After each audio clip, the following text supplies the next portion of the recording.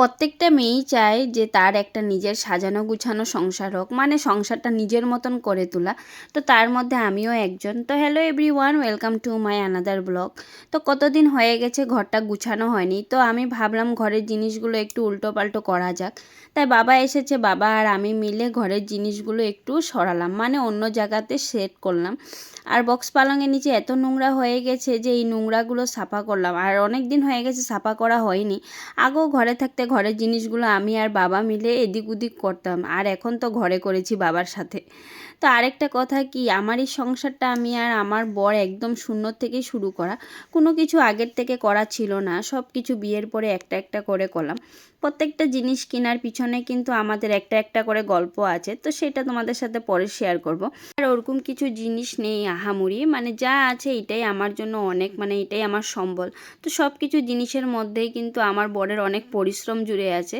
আর জীবনে অনেক কিছু পেয়েছি আর অনেক কিছু হারিয়েছি, আর অনেক কিছু হারানোর দিকেও আছি। তাতে আমার আর আমার বরের কিন্তু কোনো আফসোস নেই, খালি কখনো মনে মনে দুঃখ হয়। আমার বরকে আমি দেখি তো কি কখনো প্রকাশ করে না। যাই হোক, তো আরেকটা কথা কি বন্ধুরা, মানে সাকসেসটা কেউ পছন্দ করে না। তুমি যে সাকসেসের দিকে যাবে এটা কেউ সহ্য করতে পারেই না। হ্যাঁ, প্রথমে উপরে বলবে সবাই যে হ্যাঁ ঠিকই আছে, ভালো হয়েছে, তুমি এরকম করেছো, কিন্তু ভিতরে ভিতরে এই জিনিসটা কেউই চায় না। তো বাইরের লোকেরা কম হিংসা করে, আমি দেখেছি আলোচনাটা ওরা কম করবে, একবার দুইবার করবে, কিন্তু নিজের কাছের মানুষরা কিন্তু বাইরের লোকদের থেকে বেশি হিংসা আর ওরকম এরকম কথা বলবে না। তো তুমি মানে নিজে নিজে ডাউনটা পড়েই যাবে। তো সেটা তুমি নিজেও অনুভব করতে পারবে না কীভাবে হয়ে যায়। তাই এটার জন্য মানে অনেকই দুঃখ লাগে। তো যাই হোক, এগুলো তো আছেই।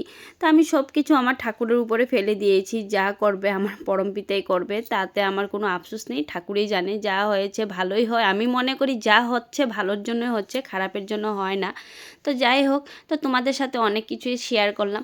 তো কথা বলতে বলতে এখানে অনেকগুলো কাপড় জমে গেছিলো, এই কাপড়গুলো ভাঁজ করছি। আর ভিডিওটা অনেক দিন হয়ে গেছিলো করা, তো আমি তোমাদের সাথে শেয়ার করি না, তো এখন সময় পেলাম তাই এডিট করে তোমাদের সাথে শেয়ার করছি। আর এইদিকে দেখো, এইটাই হলো আমার সাজানো গুছানো ছোট্ট মতো সংসার। তোমাদের ভিডিওটা কীরকম লাগছে একটু কমেন্ট করে জানাবে, আর ভালো লাগলে প্লিজ প্লিজ আমাকে ফলো করে দিও। দেখা হচ্ছে নেক্সট একটা সুন্দর ভিডিওতে। Bye bye.